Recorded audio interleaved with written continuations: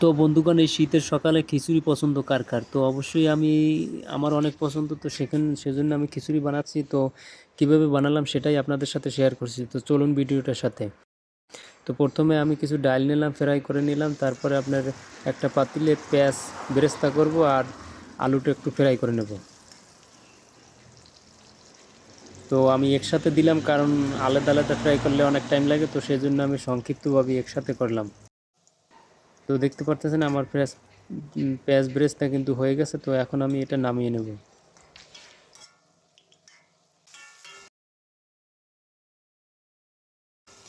তো এই পর্যায়ে আমি পাতিলে একটু কিছু পেঁয়াজ দিয়ে দিলাম। পেঁয়াজটা আমি একটু খিচুড়ির জন্য আর কি কষিয়ে নেব সুন্দর করে। তারপরে আমি গাজর, তারপরে বরবটি রাখছিলাম।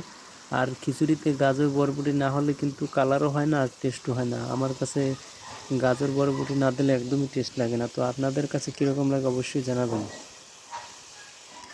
তো এটাও আমি এরকমভাবে ফ্রাই করব, হালকা সেদ্ধ করে নেব যাতে গাজর টমেটোতে পানি না থাকে। তো যখন পানিটা শুকিয়ে যাবে আমি একটু মশলা দিয়ে দিলাম, খিচুড়ির মশলা। তো মশলাটা দেওয়ার পর একটু কষিয়ে নেব যাতে মশলাটার গন্ধটা না থাকে। তারপর আমি পোলার চাউল রেখেছিলাম কিছু, এই চালগুলো দিয়ে দিলাম।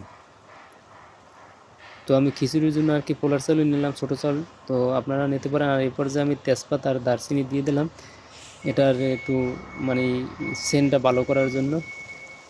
তো এখন আমি সুন্দর করে ফ্রাই করে নেব। তো আমার ফ্রাই হয়ে গেলে তারপর আমি পরিমাণ মতো জল দিয়ে দেবো। তো আমি জল দিয়ে এটাকে কিছুক্ষণ ফুটিয়ে নেব, তারপর এটাকে ঢাকনা দিয়ে রাখবো। তো এ পর্যায়ে আমি স্বাদ মতো লবণ দিয়ে দেব। লবণ দেওয়ার পরে এটা ফুটানো পর্যন্ত ওয়েট করব। তারপরে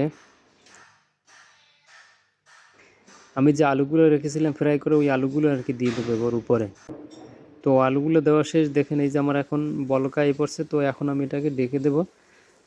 তারপর দেখুন যে কিছুক্ষণ পরে দেখলাম যে আসলে দেখুন কত সুন্দর হয়েছে। তো এবার আমি এটাকে পোল্ট্রি করে আবার ডেকে দেব।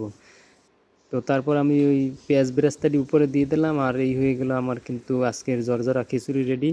তো বন্ধুগণ, এই খিচুড়ি খেতে পছন্দ লাগে অবশ্যই কমেন্ট করে জানাবেন। আর ভিডিওটা ভালো লাগলে লাইক কমেন্ট শেয়ার করবেন। ধন্যবাদ সবাইকে।